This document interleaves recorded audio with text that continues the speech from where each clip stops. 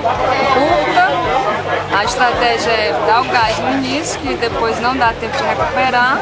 E vamos para frente, se olhar para trás e chegar na frente. Foi a estratégia básica. Eu particularmente me preparei muito psicologicamente para esse tiro. E foi uma prova boa, muito feliz de ter ganhado.